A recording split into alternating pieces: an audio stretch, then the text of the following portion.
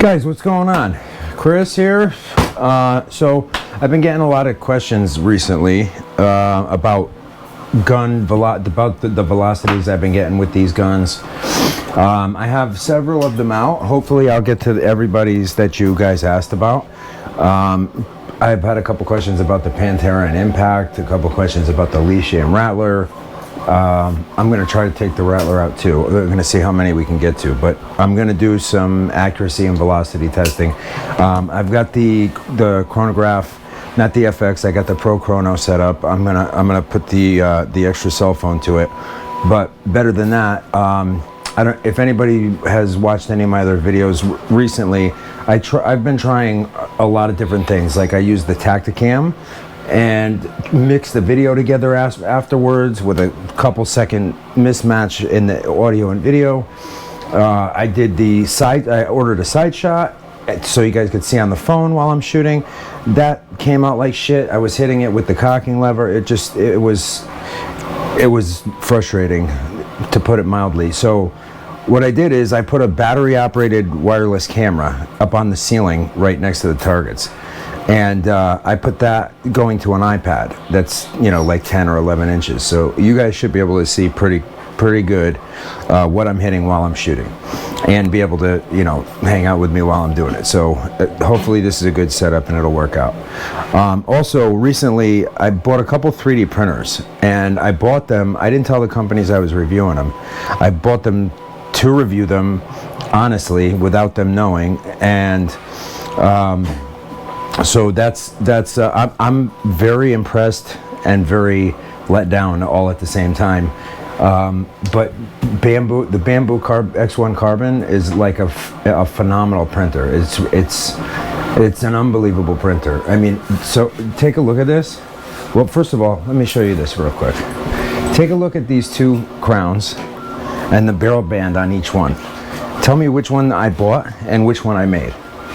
Because I'm sure the other one is 3D printed, but nonetheless, I mean, like, they're doing it for a living, and I just did it to do it. You see the two crowns and the two barrel bands? Which one do you think I made, and which one do you think I bought? I bought one before I got the printers, way before, like a lot of other 3D printed items that I'm pissed off that I bought, because I really got the printers for the review, and so that, because I found out that the G code for 3D printers is the same for the CNC machine, and it's cheaper to buy a 3D printer and practice the designs on it instead of on aluminum.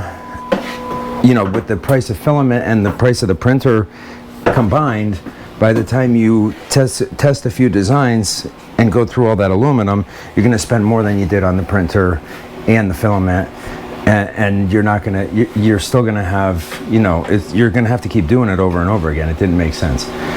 So the only thing you have to change is the tool path. You can even use the same software. So it made sense for me. So if you guys can tell me which one, I'd love to hear it. Also, this is a suppressor that I printed, completely finished. There's baffles inside. It doesn't unthread or anything, but if you look on the table, you can see I've been messing around with all kinds of different designs with different suppressors that are the tube separate, and then the baffles. This is the tube. That's an empty hollow tube. This is a baffle part of a baffle system. These are all parts of baffle systems. Like a whole bunch of different stuff I've been messing around with. This is a whole FX magazine. The insert, and here's the little clip. That one came out with a lot of strings. That's with the printer I'm kind of disappointed in. And look at the difference between these. Look at that and look at that. I didn't sand it. I didn't do anything to it. Those are, can you see them? Where the hell am I? Right here. Those, I want you to see these. That's a single shot tray. And you can take out the 22 insert and then you glue in whatever caliber you want. But these are the two I'm talking about right here. Can you guys see these? Look at the difference between that. I mean, come on, dude. Everything you see is straight off the printer. I didn't sand anything, I didn't change anything. It's right here because I only did one with that and didn't do any more. This was supposed to be a single shot handle, but I didn't put enough supports on. I mean a cocking lever handle, but I didn't put enough supports on it. But this is just an utter disappointment. And the thing that sucks is the printer has a really good build volume. It's a big printer, and if it could print well, it would be nice. But I mean, look at this. I didn't touch this. I didn't sand it. I didn't polish it. I didn't do anything to it. I mean, I shot through it. That's it. And they actually work. I haven't even tested the decibel level yet. We're going to do that together right now. I have the decibel meter out as well. So I'm going to bring you guys over there, and then I'm going to grab a gun, and we'll start making our way through them. So I'll let you guys see and hear the velocities. Excuse me. Let me bring you over here, and then I don't know if you guys saw the compressor video, but I went through the Air Venturi 220. This is a Chinese like replica of it. I don't know if you guys can see. Yeah, right there. Duke, what's up, buddy? See, and it's actually, this one has a good filtration system compared to the Air Venturi. You see the two big air filters on the side? You probably can't. Right there. See the two big gold air filters, and then there's one on the intake. It's actually, I was surprised and impressed when I saw it on Amazon, and it was like $1,000, and I figured I'd give it a shot, and it's out here because it's going back. I ended up going with an Alkin. If you didn't see the video, finally, I should have done that in the first place. It would have saved me a lot of time and money, but live and learn. All right, let's see. Let me try. All right, let's pull this up. Okay, there's the camera that's downrange. There we go. Now it's the whole screen. Let's not tip you all the way down like that. Put that up a little bit. And hopefully you can see, I'll put this over, well, let me see where I end up with the gun, but I'll take the decibel meter over here for now. And I have my Ultra Pod and my bag because some of the guns are too high for that. Like it's really just the raw. It's for some reason, and I even replaced the stock. I put a Magpul stock on it, and it's still this just doesn't go high enough. Even with the Accutech bent out, you know, cocked forward one notch. I'll be right back. I'm gonna grab one of them.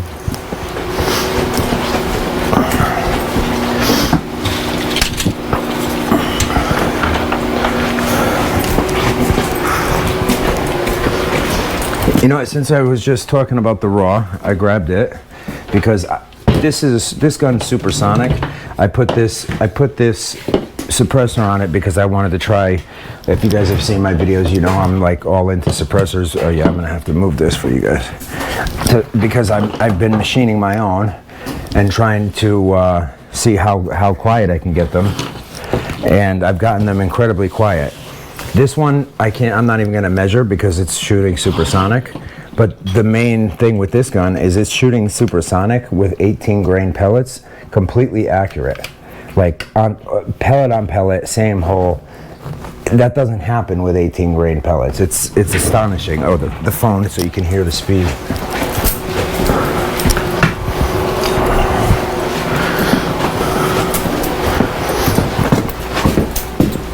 I have my phone, but I put it on silent when I do this so that it's not ringing off in your guys' ears.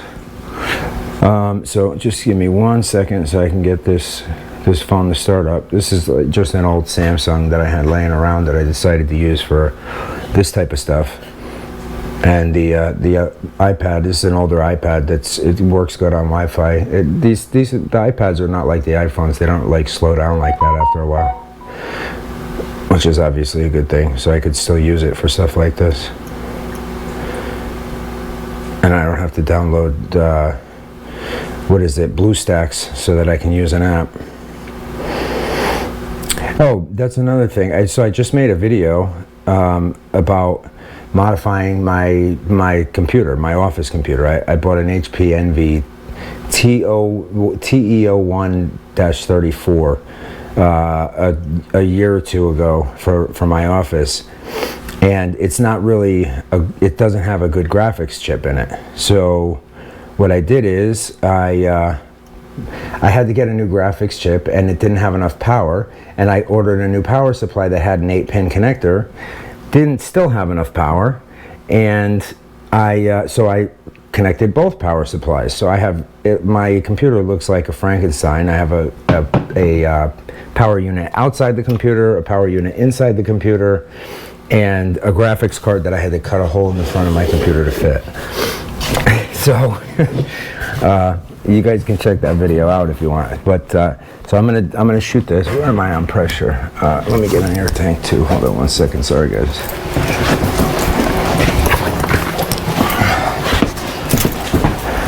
This is one thing that I don't think I will ever regret spending that money, because I don't have to worry about air ever anymore. There's never a time where I'm, oh gee, is that compressor going to take an hour to fill this? There's 2 tanks already in there full, right, hooked up to the compressor in line, and they're on demand, you know, 13 change gallons, 2 6.8s, and they're always full, and it can stay under pressure like that. You don't even have to. You just let it kick on when they get low, and then fill as many things as you need to, and it can just keep going. It's actually meant to do that. It's really a scuba tank compressor. It's SCBA certified for breathing air, so you're putting good air in your gun. This is my contraption that I made, because that Edgun thing is awesome, the you know, the fill adapter, but it just keeps breaking parts, and the parts are like $20-30 every time you order them. So I just did it right one time and got a high pressure ball valve, a pressure release, and a long fitting, and that's the best one I've had yet, and I can keep that hose pressurized right up to the valve. Okay, so I'm gonna go for the top target in the middle, and I'm gonna go for the bottom red circle. Oh shit. There we go. All right guys, there we go. There we go, see? So I'm gonna go for that bottom red circle right there.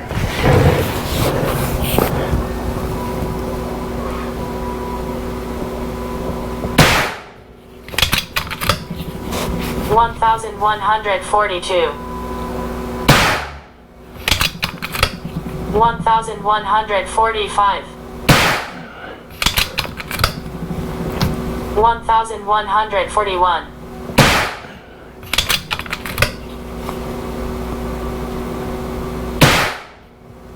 Are you guys seeing this? 1,142. You hear the speed, and you see the size of the hole? It's ridiculous. I can't even, I left this as a pellet gun, and I don't have any other guns that I keep as a pellet gun. Even my bench gun, I shoot slugs, and then I get it ready a month before competition.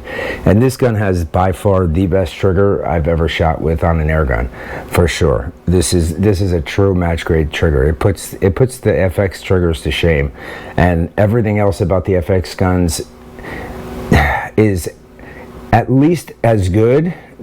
The accuracy is close, but the power's it's way over the top compared to this on an FX, because I can shoot this fast with heavy slugs, you know. But this is an incredibly accurate gun. It was well worth what I paid for it. Still the same hole. 1,143. The hole's barely even getting bigger. 1,133. You guys can't see it, right? I believe so. That's not like that. That's right where I'm shooting. That's the hole right there.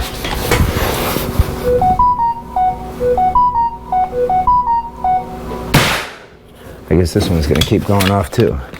I don't think I've even made that hole any bigger the last 3-4 shots. 1,134. No, I ain't getting any bigger. 1,127. You know, I'll shoot one a little high just so you can see I'm actually shooting at it. 1,129. 29. Oh, little right I meant. 1,000. 1125. All right, we'll start one more magazine and then I'll switch to another gun that the suppressor will actually make a difference. Turn the decibel meter on.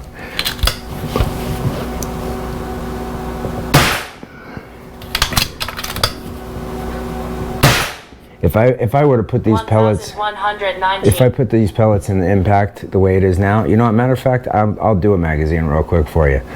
Because I got that direct to mag thing that Doug makes, and that I can load it in 2 minutes. I loaded all slugs, but I'll do one magazine of pellets just so you guys can see how fast that'll probably shoot 1,300 feet a second or more. At least the high 12s.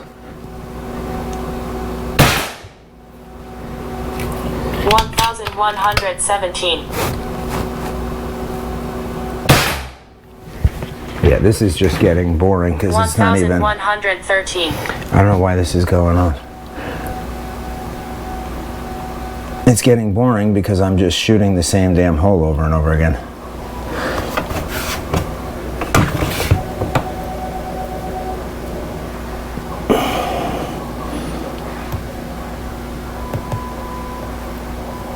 What is going on? There we go. Oh yeah, the squirrels up next. I fucking hate them. I shoot a lot of squirrels. I hate squirrels. I can't tell you how many times I spent hours in a house looking for why the heat didn't work, and meanwhile the fucking squirrel chewed through the thermostat wire. See, I put this Magpul stock on here because this is fully AR compatible, and I did the bottom rail and another grip.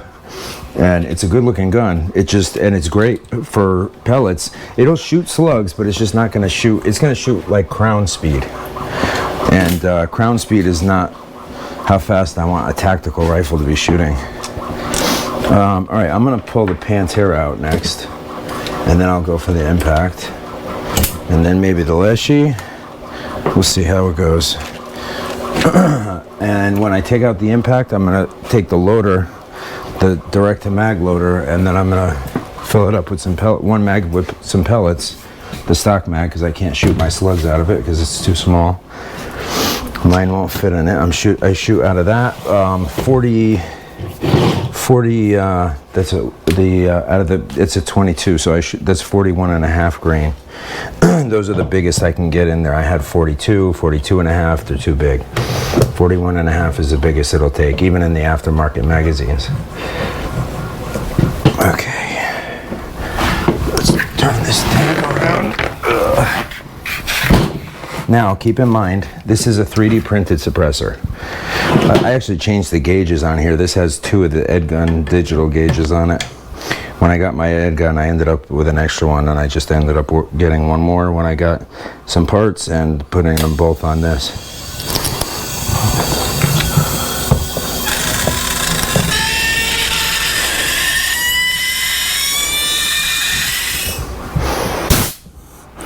All right, let me get the decibel meter going. I'm going to get a couple of other suppressors. I'm going to get all I have is ones that I made right now because the rest are on guns. I want to put this a little closer to the muzzle, the barrel. Let me grab the other suppressors. I'm just going to get these 2 more. So one of them is the one that I machined the baffles, those aluminum solid machined baffles that I make. And this one is semi-stock. It has I did a couple of baffles inside, not a full aluminum block, and then I did different wrapping, you know, not the one piece of felt and 2 zip ties that come on it. Let me get this motion activated light back on.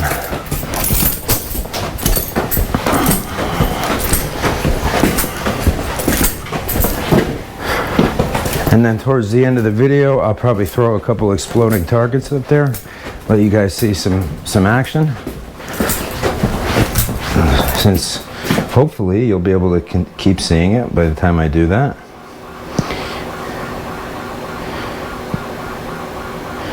All right, Mr. Squirrely's going night-night. We're going for squirrel headshots right now. All right, let's put this on high so I can get our max, so I can get the max decibel level that I get.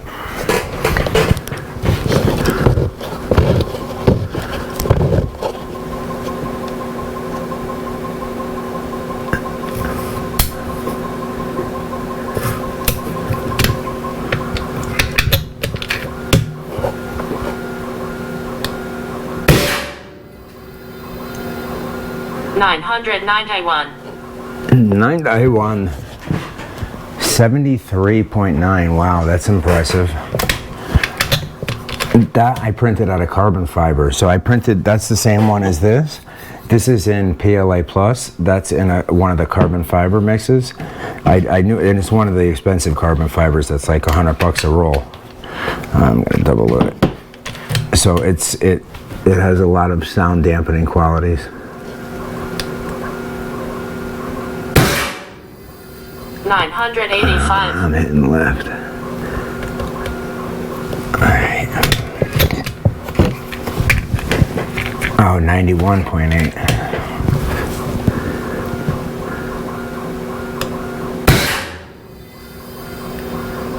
$980. No, 2 right.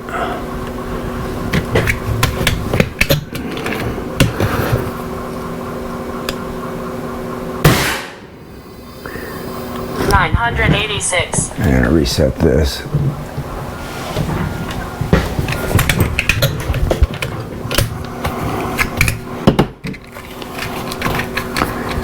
So this is a 25 caliber, by the way, and these are 52 grain slugs.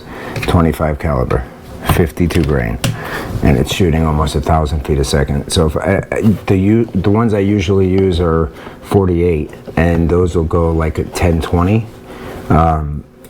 And you know, the lighter, the faster, obviously. But I tend to like to shoot as long as I can get to 900 to 1100. I like to shoot the heavier the ones that I can because they have more energy.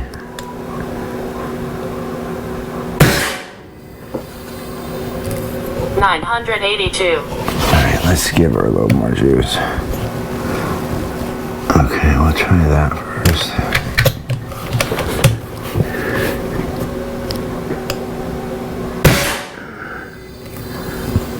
$984.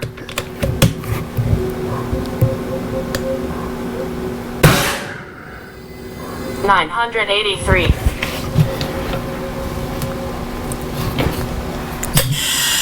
This thing is another air hog with the settings I've got it at. It's a big time air hog.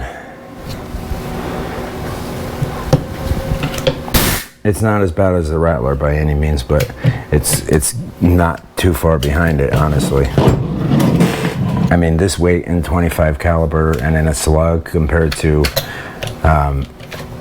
well, what did I compare it to? The Rattler on air consumption, but the Rattler is just a different animal. That's by 981. By far my most powerful gun, air gun. $987.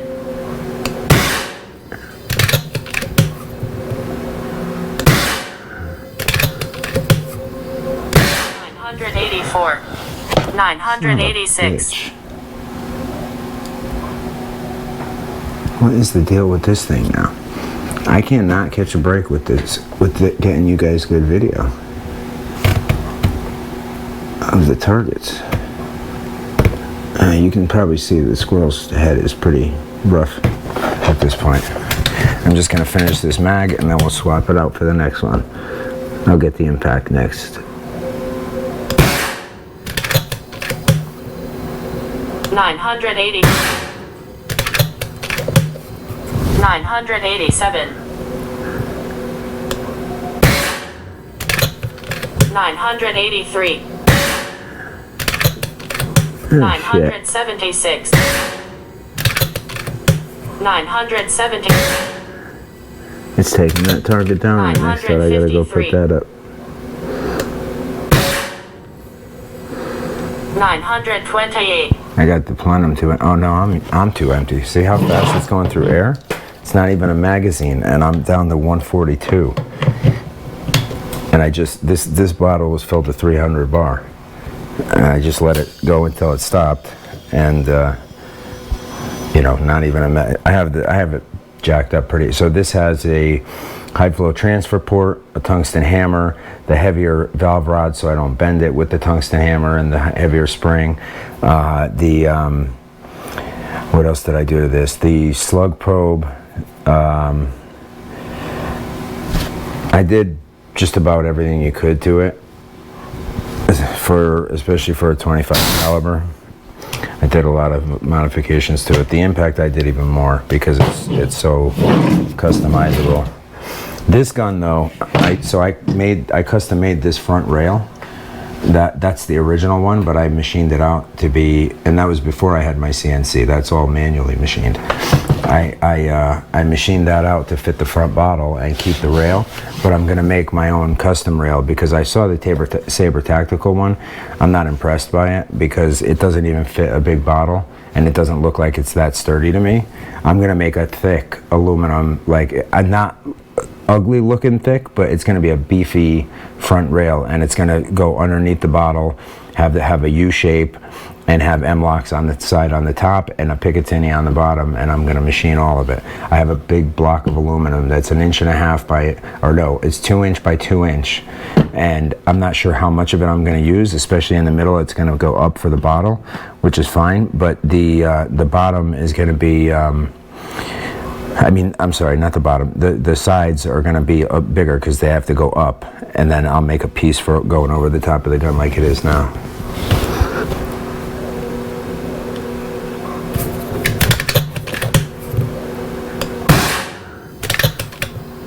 That's it. See, back over 1,000. I think that's actually the first time I was over 1,000 since you guys been watching. But this gun, I did turn it up a little bit, but I can turn it up more, and I can definitely, if I open the regulator up more, I'm only at 160. When you lift up the gun, it turns that on 168 bar. So I mean, I can turn that reg up to, I don't know, 200 bar. It's a Huma reg that can go up to 200 and oh, the decibel meter. Oh shit, that went up to 103. All right, let's put my machined one and do a few more shots and see what the difference is on the decibel meter. Well, let's just give that a shot real quick and then I'll switch. This has a full machined metal baffle. It's one solid piece of aluminum bar stock. I machined all the baffles out of it, and then I drilled holes in between each baffle, and I bet you my accuracy will be better with this also.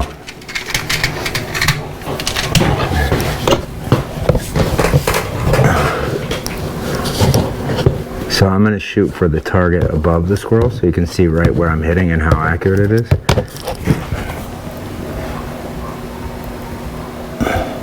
So I'm going for that target right there, right above the squirrel.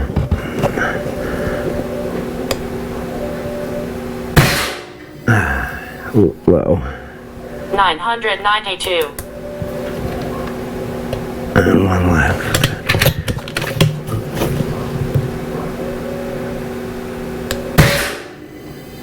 $986.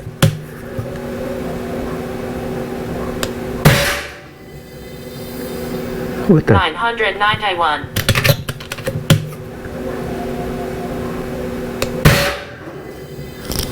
What the hell? 982. Oh, this goddamn cable. I don't know what the hell's going on. I've used this suppressor on here 1,000,000 times.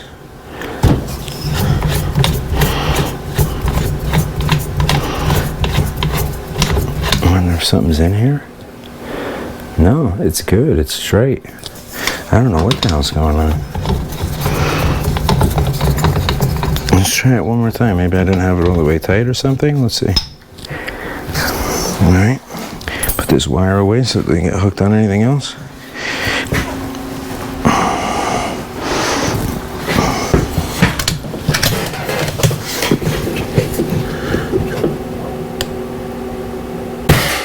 There we are. 988.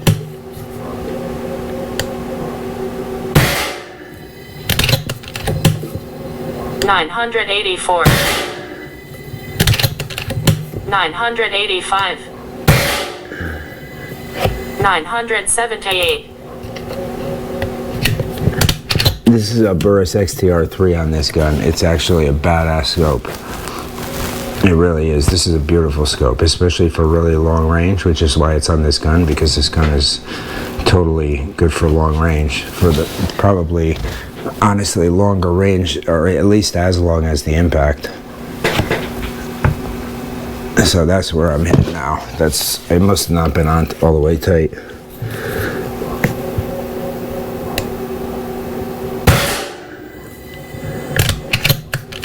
$979. $959. What the hell? I'm at 150 psi already. This thing is an air hog, and I've got I've got a 580 and a 380. So that's 960 cubic centimeters of air. That's a lot of air to be running out in 8 or 10 shots. They said it was like 8 or 10 shots with the 380. If it's not that much with almost 1,000 cubic inch, I mean, this has got more air than any gun I have. My Impact and my Rattler both have 700 bottles on them, and the Impact does better than this, shooting slightly faster with 41.5 grain 22s, but the Rattler is worse than anything. But the Rattler's throwing 200 grain slugs, 1,000 feet a second almost. You'll see when I get that out. Yeah, this is same hole in it. Oh, we gotta reset this and see where the sound is. You guys probably could tell from hearing it already. I can't really tell here.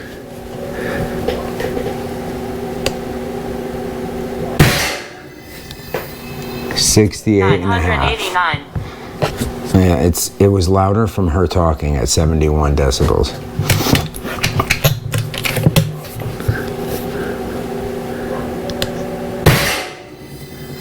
It didn't go up, so that is, yeah. My silencer is still the quietest, even with the high-end carbon fiber. But for a smaller gun, 73. 987. But for a smaller gun, that silencer would totally be sufficient. And I mean, I literally 3D printed it right off the printer with the 1/2-inch UNF threads in it, the baffles enclosed in it. You could make it threaded if you want in 2 pieces. It just was easier to do it all in one at that time. Let's see what we get on this shot.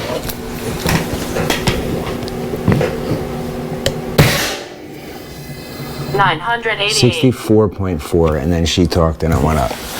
64.4 decibels. That's a record. I don't think it was even shooting that quiet before.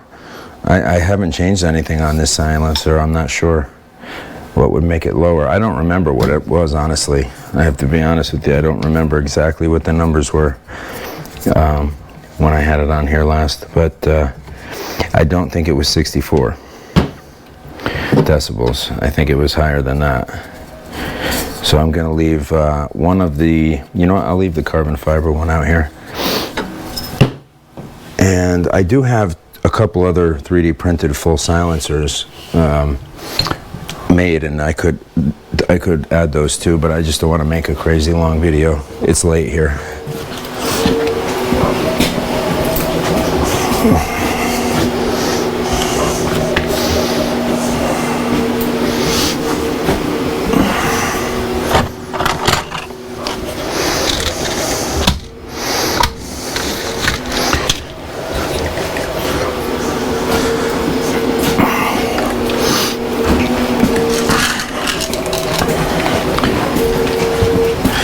All right, here's the crowd favorite, the Impact with the zero compromise optic on it.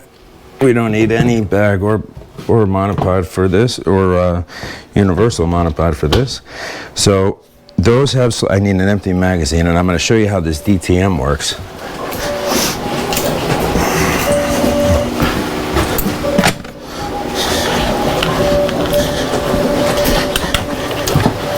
This thing is so freaking cool. So honestly, I was impressed with those, but this is like really cool. So you put these in here, right? And they will only fit in just like the other ones. They'll only go in head first, and they go in easy as hell. I mean, it's almost completely loaded already. I'm gonna need more pellets.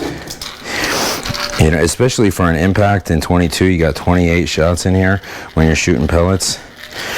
I have used a 22 impact for my competition events that you have to have a 22. Not every time, and now with one more section, what it does.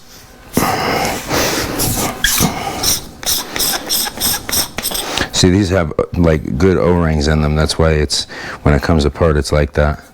So I'm going to put this right in the middle, like these two, and then it gets pretty long with all of them in.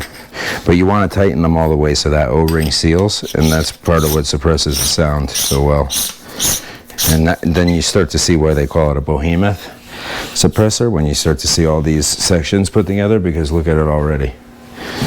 I mean, that's a big fucking suppressor. That's probably that's a foot already, I bet. I'm willing to bet money that's a foot. You know what? I'm getting a tape measure.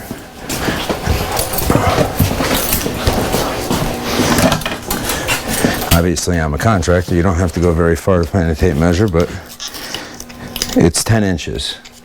It's a 10-inch suppressor already. With this, we're easily at a foot. Yeah, that's a little over a foot. Okay, we're going to try it with the one more section.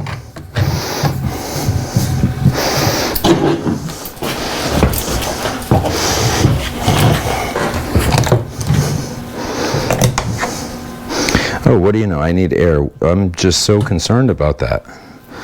I don't know what I'm going to do. Is my compressor going to work today? Did I break another one yet? Well, geez, what do you know? What a relief. I don't have to worry about that anymore. You guys really should make the investment if you can afford to. If you can't afford to, call me up and I will fill your tanks for you if you're local. You know, like, that's honestly what kind of guy I am. I would totally help you out, fill your tank as often as you need me to for nothing if you're local. You know, not at your beck and call, but you could come once a day and I would fill it. Like, I'm always willing to help people. I'm always eager to help people, frankly. Okay, so you see the center? Those are all from this gun. It's slug on top of slug, and that's, you know, I'm half freehanding this because I keep picking it up and looking at different devices. So I'm gonna put this to max and see what we get here.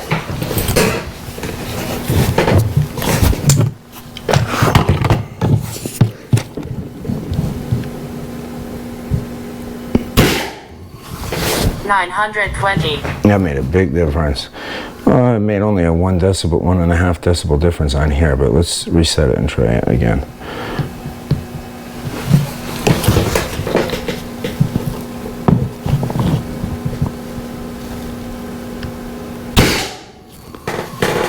(911) 56.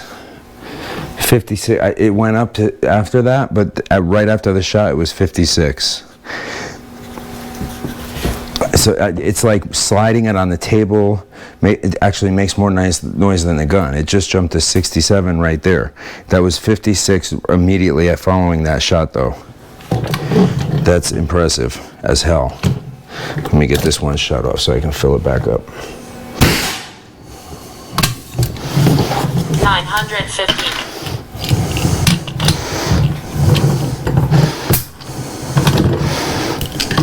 Now see how these don't just slide in. You have to push them the rest of the way in. That's just how it is with this gun. Okay.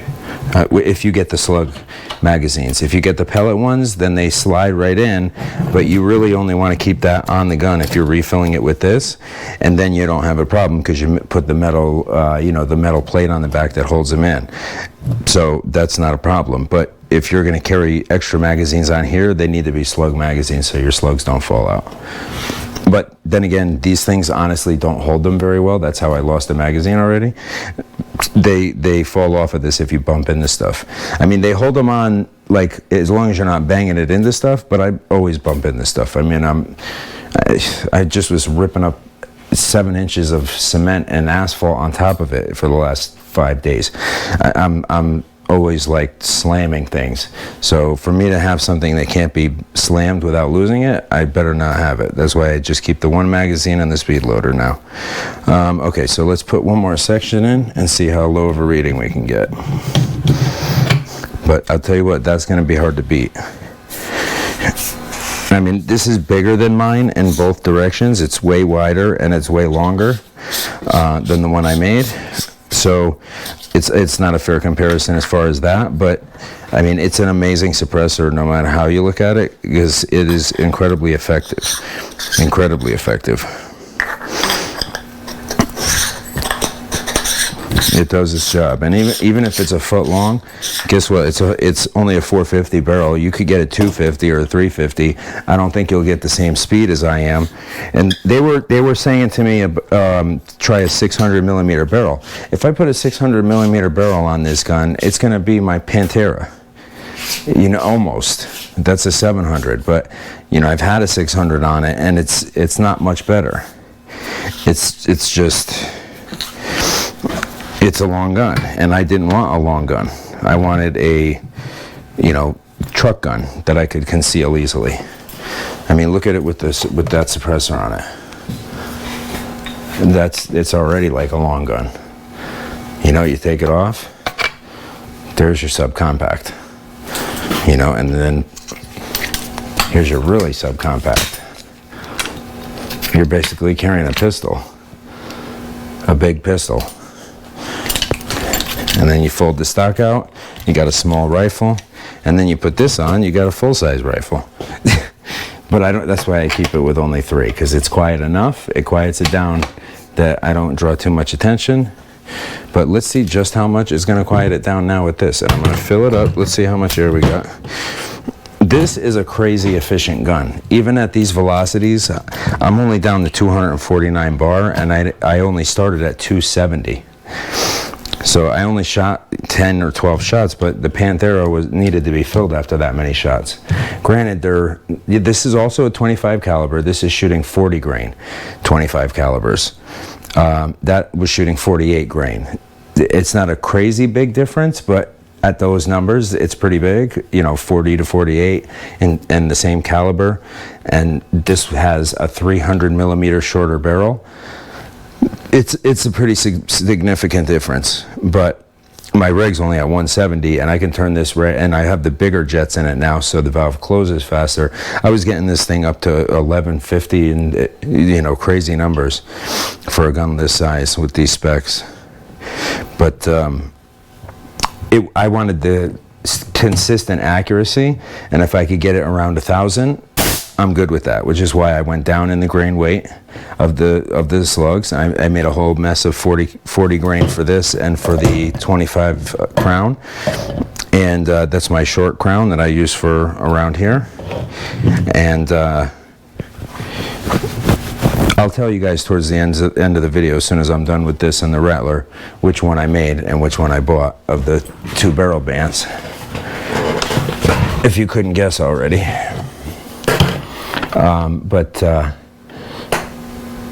What was I saying? That brought me to the crown. Yeah, so I made a whole bunch of 40 grain slugs because this shoots them very well. I mean, you see how accurate it is. I haven't missed a squirrel or a bird with it yet that I took a shot at. I've taken them out every single time. I think I missed one time, and it was just recently on that job. There was a squirrel out in the tree, and it's my buddy's house, and his kids live there, and they were complaining about the squirrels getting in through the eaves. So I shot a couple of them. I missed one of them one time, and then I unloaded a clip into him after I hit him. I actually have video of it on the Tacticam, but I haven't taken it out yet.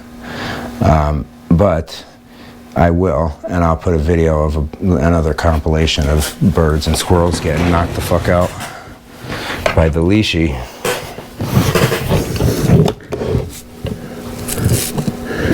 Okay, bottom left triangle. Sound.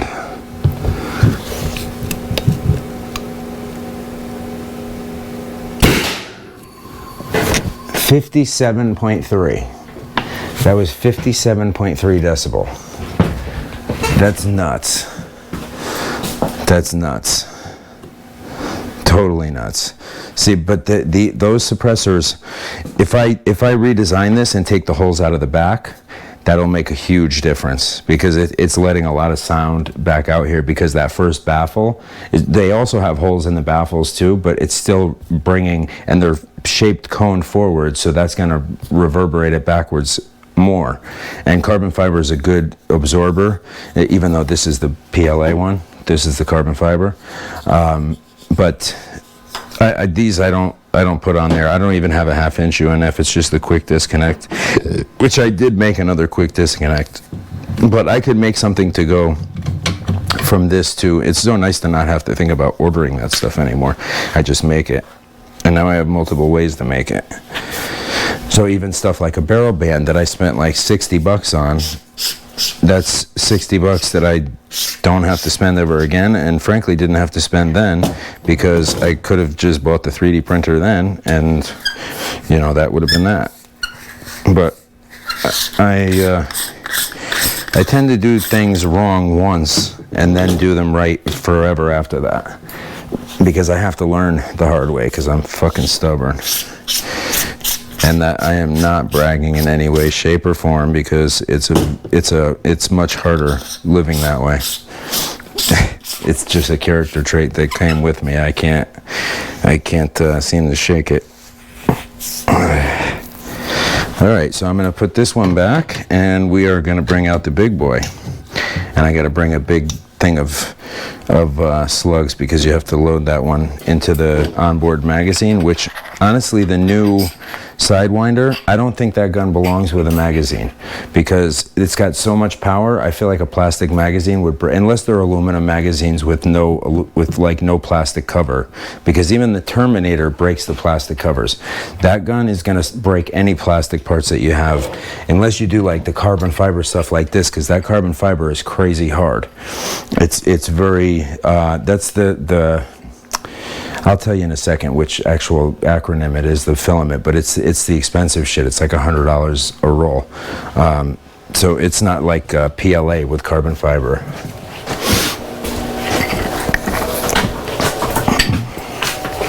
It's PETCF. PET carbon fiber, and then I have PA12 carbon fiber, I have PETG carbon fiber, I have ABS GF25 with 25% glass fiber, and then I have a lot of good ones, and then I have the TPU, which is the elasticy one, the flexible one. I actually kind of went crazy on filament, and I have some of just about every kind you can think of.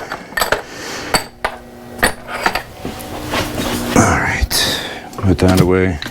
I'm gonna get a big thing of slugs. Let's go with 150 grain, and then we'll do 180 grain. Do some of each of those two,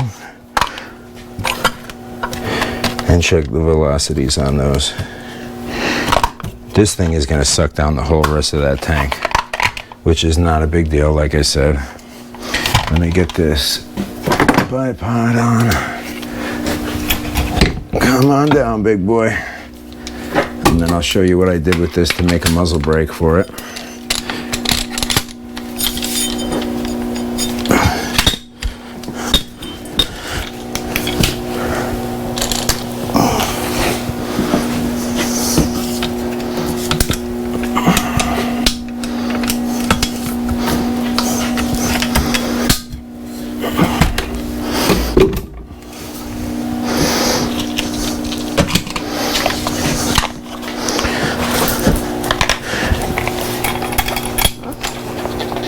You know what? I need a little pliers to tighten that. The tilt on the GRS bipod is kind of obnoxious. I want it to stay still, and you have to turn this thing so hard you can't even do it by hand. I know this video is turning out way longer than I thought. I have a lot of guns, and a lot of people have been asking me about a lot of different ones, so I'm trying to give you guys what you want to see, but at the same time, I don't want to bore you to death and make the video 5 hours long, so I'm going to try to wrap it up sooner than later. But I'm going to get those lights on and the video going again, and this will be the last gun. because those are all the most exciting ones anyway. I mean, another impact, and the crowns you guys I'm sure are familiar with. I have a couple AEAs, and I don't remember what else, but it's not that many more. And these are the ones that people have been asking about. So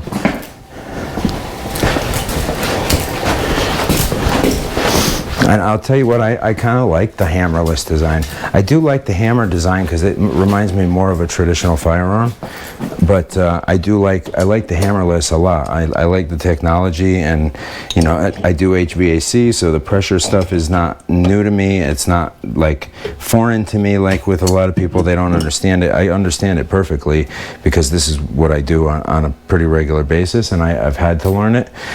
And this is, you know, honestly, it's a lot simpler. There's no low voltage boards. There's no high voltage on heat pumps. There's a lot of things that make it more complicating. But it's also pretty dangerous because the pressure is a lot higher if you don't know what you're doing.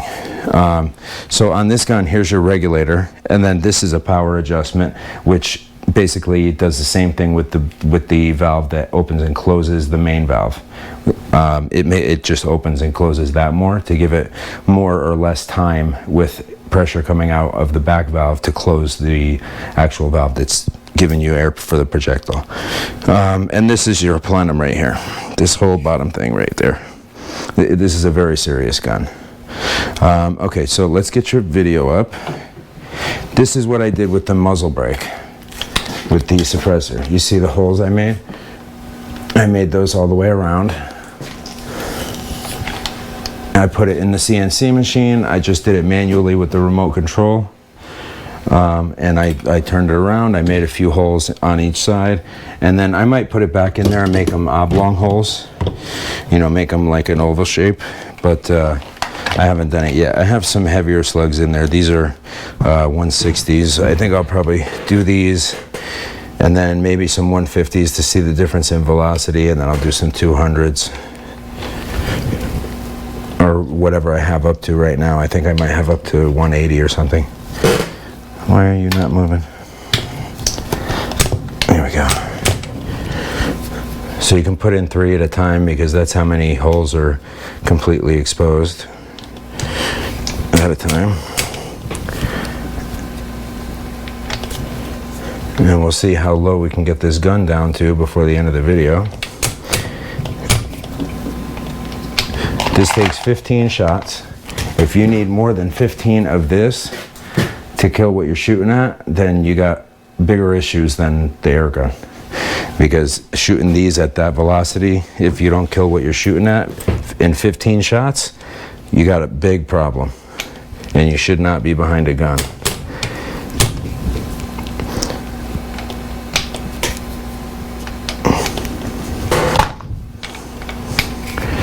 So I press these slugs as well. I thought about actually starting to make them like to sell, not like just to somebody here and there, but like as a business. And I still may do it, but the fully automated machines are really expensive. Like I was thinking 50, 100,000. They're like more like $500,000 to $1 million. So for the fully automated ones, but I still may do it, but it'll be later on down the line. I'm gonna shoot the body of the squirrel with this. You'll see some big holes in it. I don't remember if this is all the way zeroed or not. We'll see in a second. And let's check the sound too.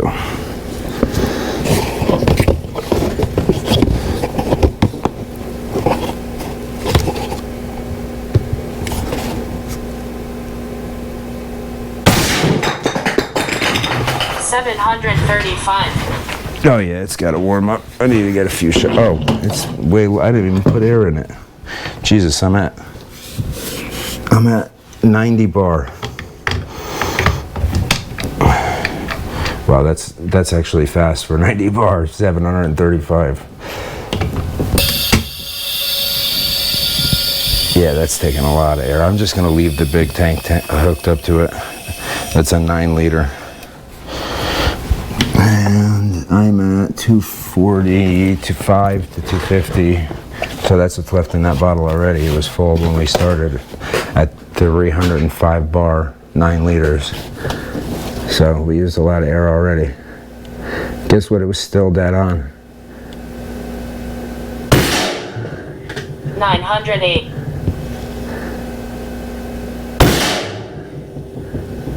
911.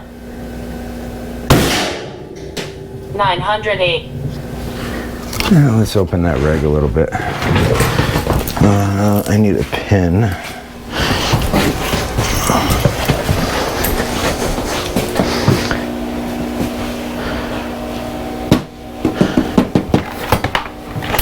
What the hell are my small Allens?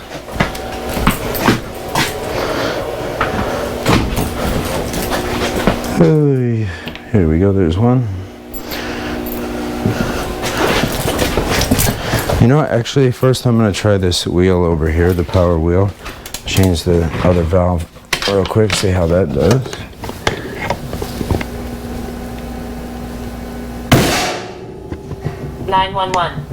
You see, it's knocking the other targets near it over. This thing does some serious damage. Oh, you guys can't even see, what the hell. I definitely will do that range extender tomorrow before I do another video. Which, I don't know when I'm doing another video, because I haven't ordered any guns recently. But you see that target's coming down after I just shot through it, and it was really stuck together. And this thing tends to knock all the targets over, even the ones you're not shooting.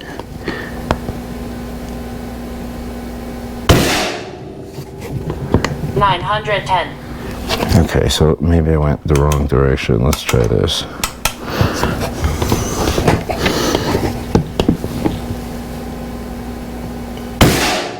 No, I went the right direction. 907. Yeah. Let's try that.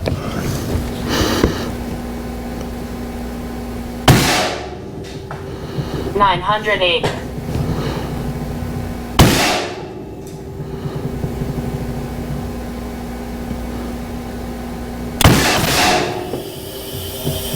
821. That was the second shot, obviously. Let's see what I got. Yeah, I got a few left. All right, let's see. I'll try for a different target. I'll go for the bottom right triangle.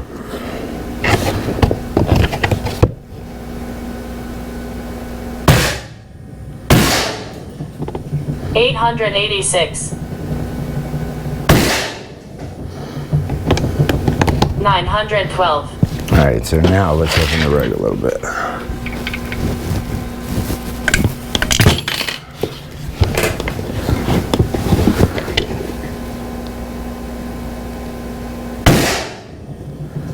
$946. 941. And you see the size of the slugs I'm shooting, that velocity. And I'm already down to 200 bar on a 9-liter tank. I just shot 50 bar out of 700 cc's plus 9 liters. That's how fast this thing goes through air. I have another full 9-liter though. You know what? Matter of fact, I'm gonna swap it out right now. And we will see how long it takes to fill this in from, I'll tell you how many PSI or bar are in it right now. Sorry about that. I don't know if I hit a button on the remote or something. It's at, this is at, what'd I say, 3,600 PSI. So I'm gonna hook it up, fill it up, and I will be right back with a full tank, and we'll see how long this takes to shut off. It'll auto shut off when it's full, because it'll start calling for air once I use enough air to get these other 2 tanks that are in the Cascade system low enough to call for air. And that won't take very long on a 9-liter tank.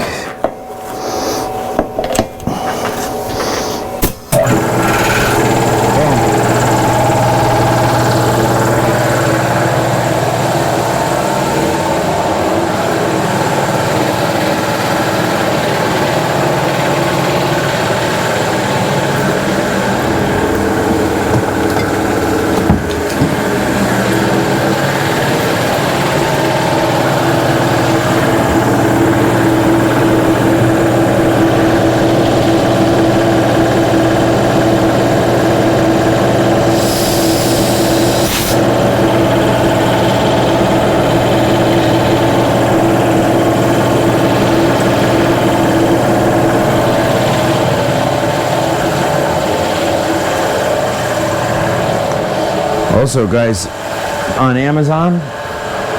50 or 60, I think it was 60 bucks out the door. This has 2 manometers, one for the pressure going out, which you see is 0 right now, and then one for the tank pressure, right, which is badass enough. That's around 4,600. And you have a separate fill valve that's a one-way.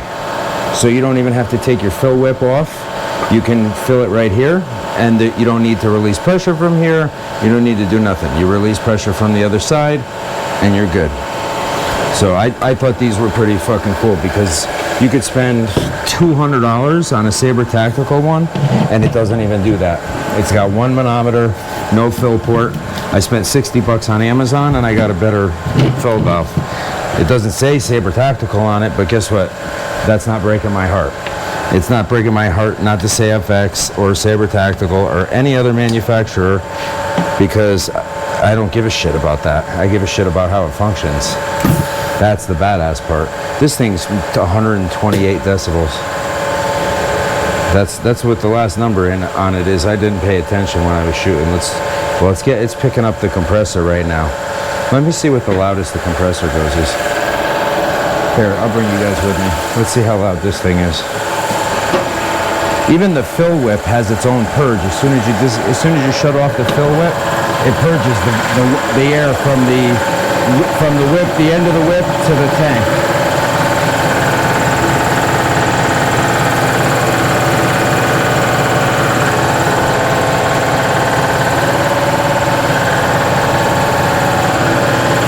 So this is the fill whip, and we're getting 92, 93 decibels, and that's less than the Air Venturi. The Air Venturi was right around 100, or high 90s. But you hear how low RPM it is? It's not like struggling to go fast, like crazy fast. It's very low RPM. And this takes, so for the Air Venturi and every other oil-cooled or oil-using compressor, not like this little shoebox compressor that I have, the portable one that's for emergencies or on the go, but the regular, liquid-cooled regular motor compressors, I had this for oil, AMSOIL commercial grade ISO 100 high pressure compressor oil, and distilled water that I bought a water distiller and started making distilled water to have plenty that I don't even need anymore. And I did aggressive maintenance, and it did me no good. And I had to buy a whole different oil that I can't even get from AMSOIL, because even AMSOIL, which is like one of the top oil manufacturers in the world, doesn't make ISO 150. This is not ISO 100, it's ISO 150 that you can barely even find anywhere. I had to buy it right from Alkin. That gallon was 150 bucks. It's insane how expensive this stuff is and how hard it is to find. But, it is what it is. The compressor was like $5 grand. I'm definitely gonna, take good care of it, like I do with all my other equipment. I'm very aggressive on maintenance, which is why I have a business account at AMSOIL.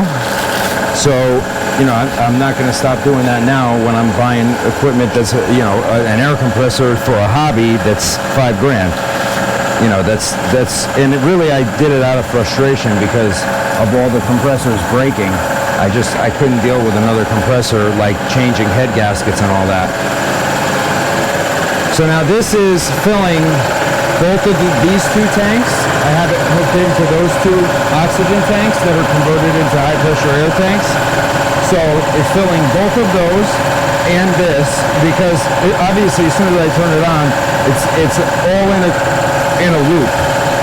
I use hydraulic hoses because they're the only things that can take that kind of pressure, because hydraulic lines, like on my heavy equipment, that's what those are for. They can take up to 7,000 PSI.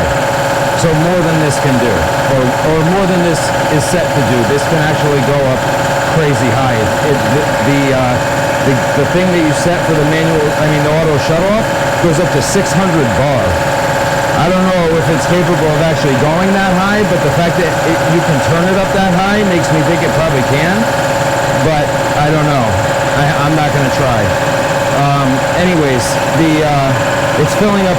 That's 6.8 liters each one of the oxygen tanks, and then my 9 liter. My 9 liter needed. It's going to go to 5,000, so it needed about 1,500 psi, and these two are going to also have to go back up to 5,000. Oh no, I guess I turned the full level down. It's at about 4,800. Yeah, we're at like 4,800 right now. So I'm gonna actually turn it up a little bit.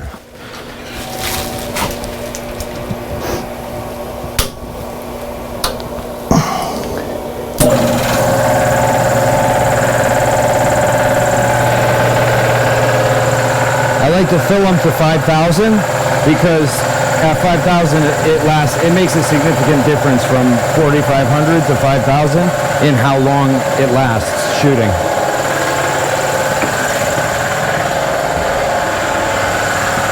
Okay, I'm gonna go grab that again, and I got the full tank. Let's get this bad boy filled up. Oh, he's filled up. Yeah, we're at 305 bar now. I'll just leave it hooked up. Fill this up. See, we didn't even go through a full mag yet, and I almost emptied out a 9 gallon, or now not almost emptied, but like that was going real quick for a 700 cc and a 9 liter. That was going real quick. It's amazing how much air this thing uses. I mean, I do have the regulator very high. Let's see, where's my, yeah, my regulator. Oh, wow, that's at like 250.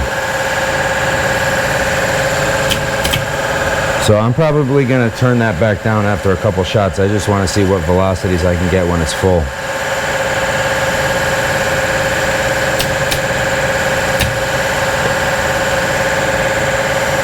Just like with the Edgun, just this testing phase.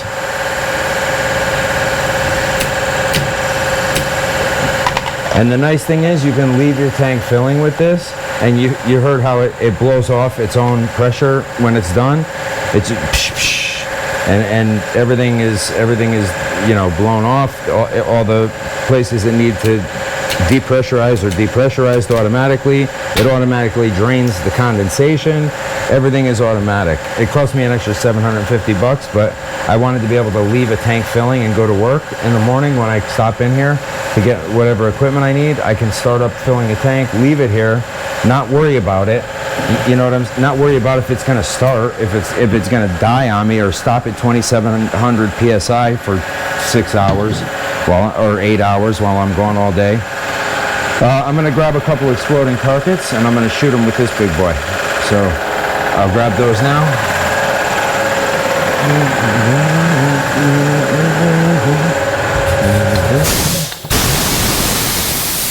That's what I was talking about. That's the blow off.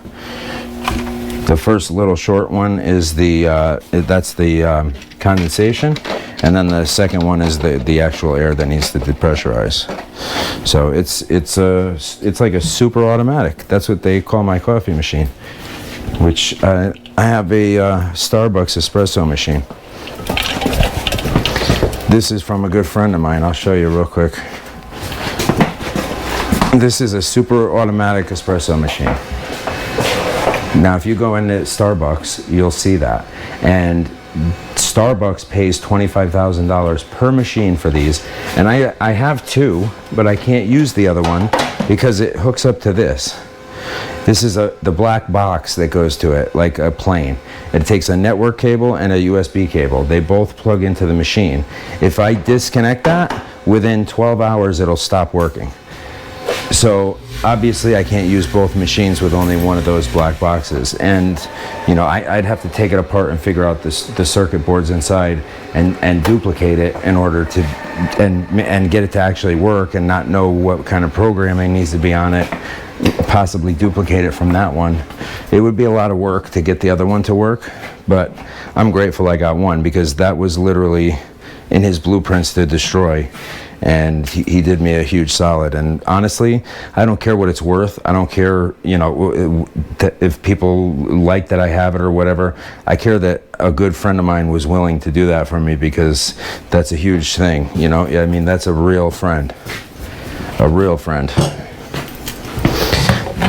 anyways, all right, so let's see what velocity I can get with this. Where's my decibel meter?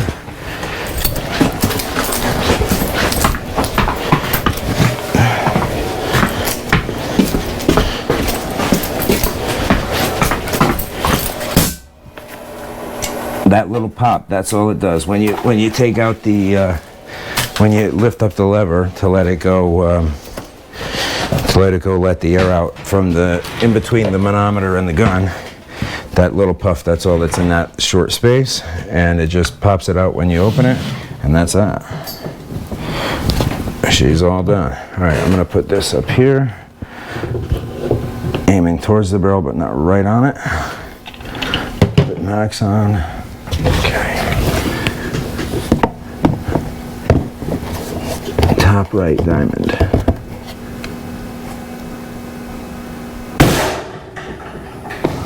I'm low, but 987. 987.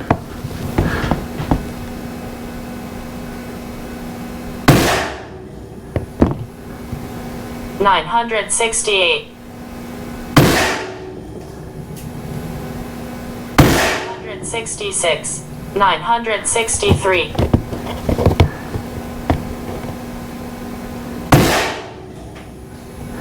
967.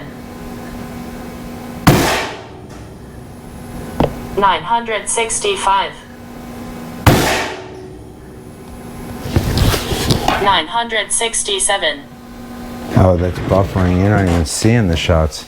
I really got to do something about that. That's going to drive me out of my mind. You know what? Give me 1 minute, guys. I'm going to grab my impact gun. I'm going to run up there, and I'm just going to move it a little bit and try to get a little bit better signal, at least for the remainder of the video, until I get a range extender up there, just so this doesn't keep happening and you guys can actually see what's going on, what I'm hitting. But you can hear me in the meantime, so I'll talk to you. I try to prepare for these videos the best I can and have stuff ready, but obviously you can't predict everything that's going to happen. This is I mean, I tried the camera to make sure it was coming in, but I didn't try it for a length of time, you know, while I was getting the video remotely. So this is my first time. I just keep trying to improve the way I can show you the video, and you know, I have to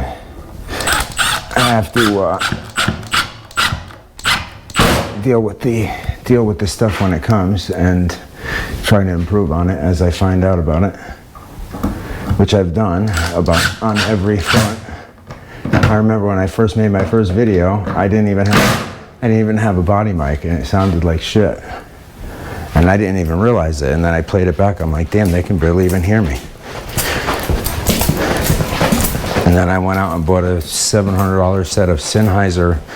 You know, it's a body mic and then a receiver that goes on the camera wirelessly. So now that I got a GoPro, after upgrading my T7i to a T8i because it didn't have an external mic output or input, I went and got a GoPro after that, which is what I'm video recording myself on now, and right on top of it is the little receiver that looks just like this one.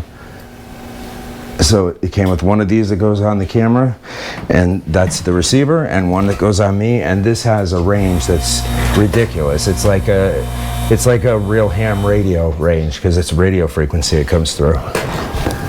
Okay, so you see I obliterated that top right corner one, right?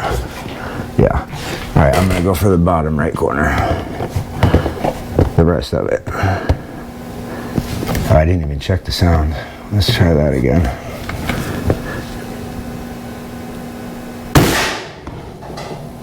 $971. 90.2. Dead center too.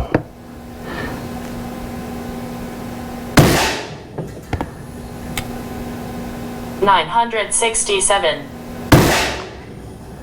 963. 959. 962. Oh, that works pretty good. You guys are seeing it live now. All right, let's zoom it in. I'll reload this. Oh, the exploding targets. I'll obliterate the rest of that squirrel body, and then I'm gonna shoot these two big ass exploding targets, and then I'm gonna call it a night or a morning and get my ass home and go see my beautiful fiance waiting for me. I'm a lucky guy, dude. I don't know how she puts up with me. I mean, don't get me wrong, she's not perfect either, but she could walk out any time and have somebody take care of her the way I do. You know, she's an amazing person. I mean, I'm not shitting on myself. Well, I guess I am, but she's really that good of a person that I'm surprised I ended up with her. Because you guys see how late I'm here, and I'm a fucking workaholic, and I'm a workaholic, and I'm a gunaholic, and a machineaholic, and I just like getting into stuff, all the way into it. And she deals with it, and she still loves me for it, which I don't know how I ended up with that. I'm very lucky. All right, squirrel. You know what? I'm gonna obliterate the squirrel's head real quick.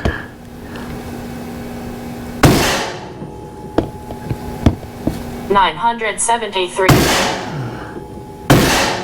$959, $945, $952, $956, $962. Ah, shit! Damn it! What the hell happened here? I definitely got to do that range extender. It was coming in way better, like it was keeping up with me for a minute there. There we go. See the squirrel's head? Big hole.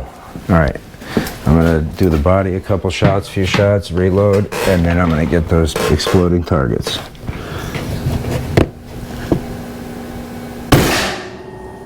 $964, $921, $899, $950,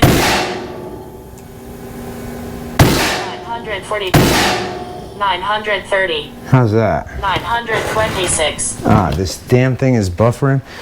Definitely need a hotspot, like yesterday. This is really pissing me off. Come on, dude. I'm putting a hotspot over there like yesterday, literally. This is fucking stupid.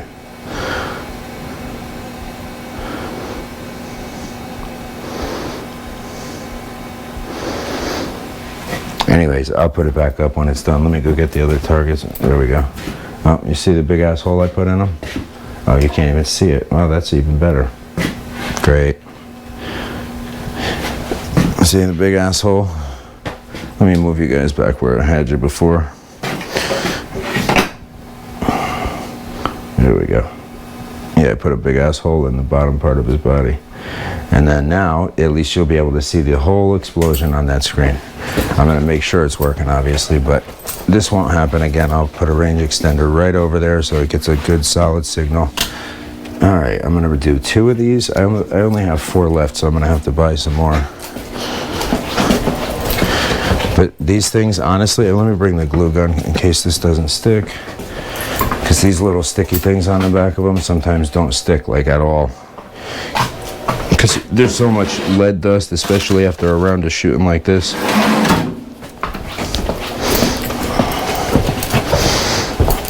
Alright. So I got my hot glue. If I need to glue them up, you guys will see me on the screen if it's working. Alright, so I'm going to put one on the big gong I have over there. That's behind the target that's hanging down. I'll put that back up. There's a big yellow gong. I spray paint it yellow every once in a while so I can see where I'm hitting after I paint it.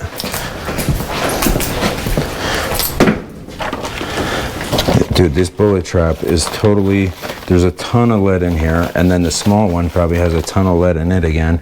And I have like 11 ingots of lead and still a whole mess of it to press. There's, the lead just accumulates. Yep, didn't stick at all. Ah, you fucker. Not at all.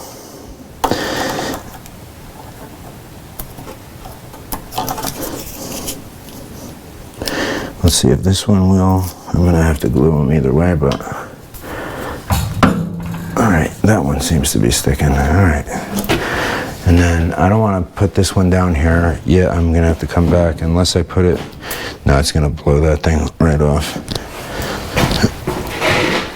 Yeah, because I don't want them to blow each other up. I'll come back and put this one down here. Let's see what time it is. Oh yeah, it's not too late, because at a certain time that I have a church that rents part of the upstairs, and it happens to be right above here.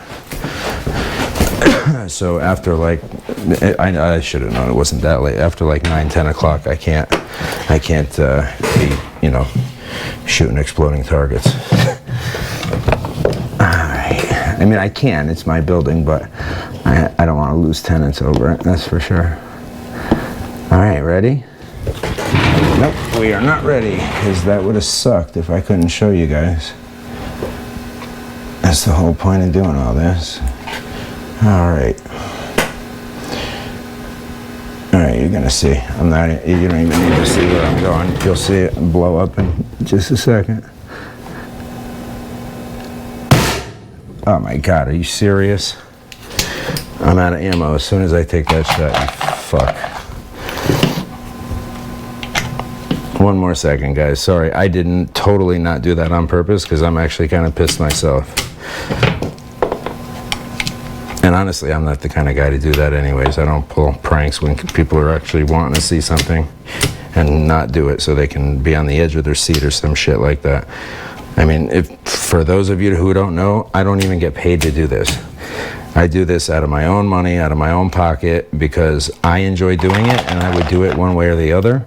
But if I'm doing it anyways, why not, you know, get the amount of YouTube videos that have not only helped me, but like saved my ass when I needed to get something done is ridiculous, because I'm a do-it-yourself type of guy.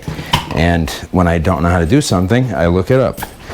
And I just figure it out. I don't go calling the manufacturer unless it's a last resort. For instance, today, my Dyson vacuum stopped working. Of course, it's under warranty. I didn't call them until I had the whole thing apart and knew exactly what was wrong. I'm like that with everything. My car, my trucks, all my vehicles, my heavy equipment, like everything that I have and use, I do that with. See, this is still in black and white from before I just went down there and turned the motion sensor light on, so it's lagging. So I'm going to shut it and reopen it, so I want you guys to be able to see this.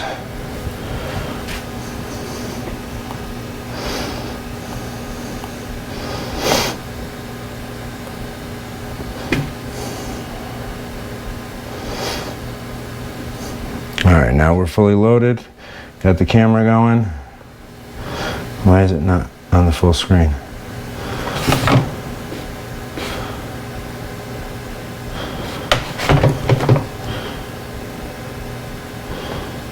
What the hell?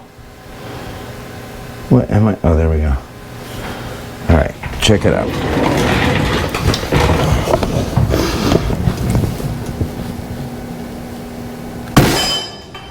Oh my God, I fucking missed it. I fucking missed it. That was 110 decibels, by the way. I fucking missed it. Wow. Sorry about that, guys. I'm killing you with anticipation. I'm sure, unless you've already seen one of these and it's nothing new for you, then that is what it is. But I don't know how I missed that. I've made way harder shots than that. You guys have probably seen me do it. Even with the, dude, I shot a penicillin and an aspirin. Oh, I did hit it. I hit the side of it. You gotta hit it in the middle. Wow, that was some dumb luck.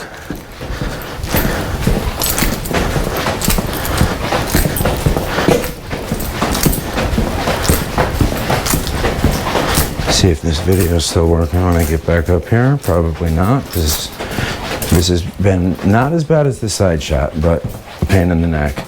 But a range extender will fix it. And I contacted Side Shot to try to get a GoPro Hero mount for it, and they haven't even gotten back to me, which has been very nice. Okay, now we ready? Yeah, buddy. 969. How you like them apples? Now we're at 119 decibels, and that was from all the way down there. How you like me now? One more? One more. I went down there and there was like a chunk off of the side, like out of here missing, like right out of there. But you gotta hit it air. You gotta hit it in the middle. Yeah, that thing shook from over here and popped my eardrum from over here. I'm gonna shoot one more. Duke, you gotta stay over here with Daddy. You gotta stay. All right, you can walk with me over here, but you gotta come back with me too. Oh, shit, I need the glue. Those things got some kick to them, don't they?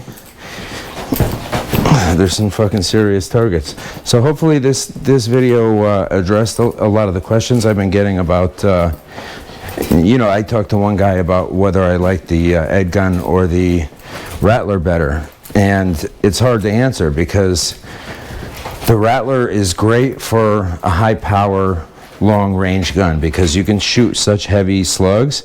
You can shoot crazy long range accurately. I mean, I blew up a crow. I shot a crow and saw it through the scope like literally explode.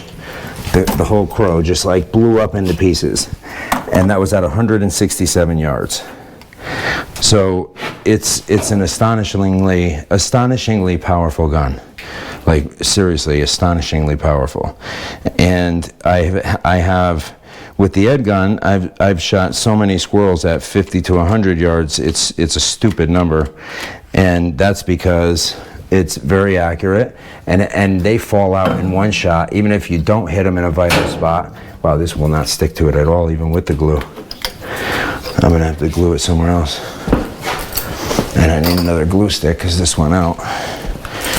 But anyways, it's the Edgun is a very versatile gun. So they both are like the top tier for the category they're in.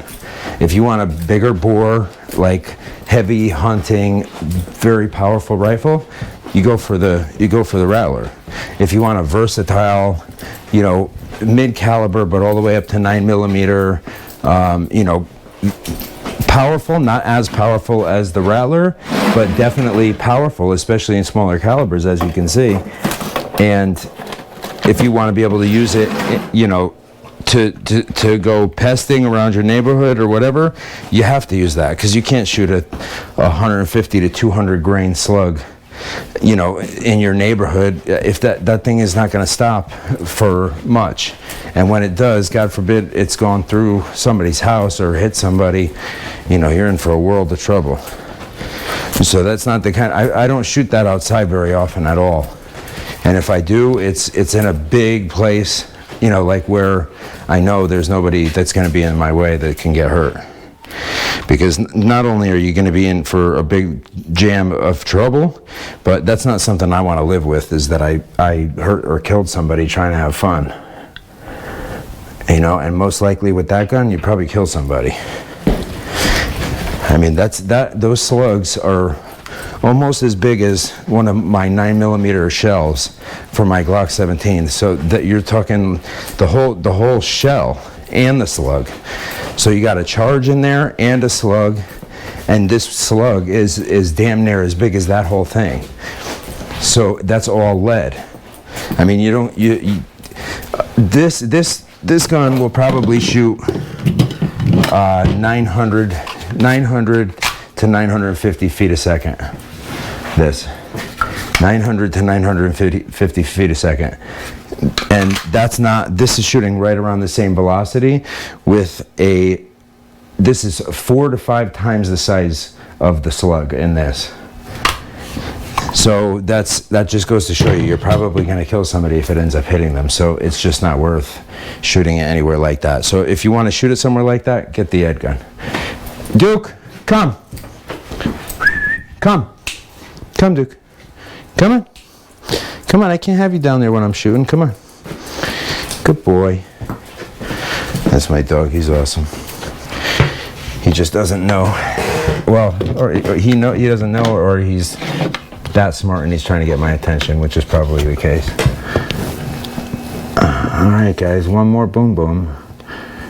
I can't see the target because it's still smoky as hell down there.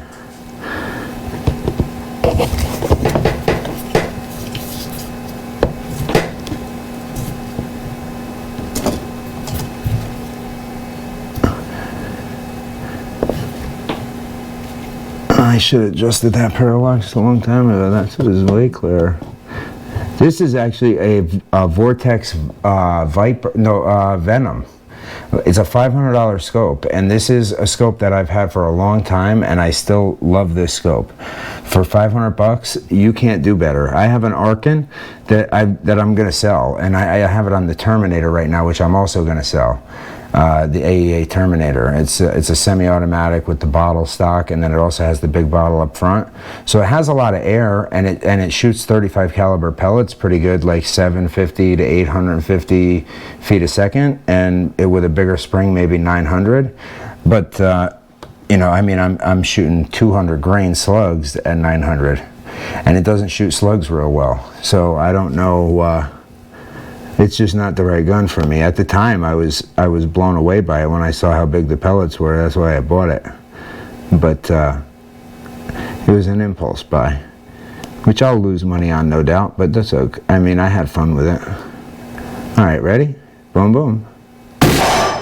Yeah, buddy. 949. Nice. See, 950 feet a second, right there. Oh shit! I didn't even have the video on. Damn it. Well, at least you guys got to see the first one. That really sucks. Son of a bitch. It died while I was down there. That was really stupid. Maybe I'll just freaking do another one, but this video is already, it's late. This video has gone way too longer than I thought. But let me show you guys really quick. Just, I'm going to take the camera off here. I finished my Cuban cigar. I decided to celebrate the end of a big brutal job with it. So this is with a Frankenstein job I did on my computer to put this massive graphics card in it for the CAD and CAM software and the video editing. So you can see I have two hard drives. Maybe you can't see, hold on. You see I have two hard drives, one right there on top of the graphics card and one off to the side, and then a solid state behind that, and then two 16 gigabyte DDR4 RAM cards, and it's a Pentium i7 16 core processor, and they're clocked at 3.2 gigahertz each core, and this is a Radeon 7000 something XT. So it's a very fast graphics card. It's a gaming card, but I don't play video games, so I'll be using it for CNC software, for design and CAD and CAM, and for video editing, which I needed a faster processor for because the Intel chipset that's on the motherboard was not cutting it. But as you can see here, like while I'm printing something on the Bamboo, I can watch it going, like while it's going. That's the camera in it, and you can see like, and the LiDAR actually works. If it starts stringing, it'll alert you and shut it off. This is the other one that I got that I tested against it that didn't come out so well. X Max 3. So see, that's what I paid. I paid $1,000. I paid, but then I bought other stuff with it. So let's see.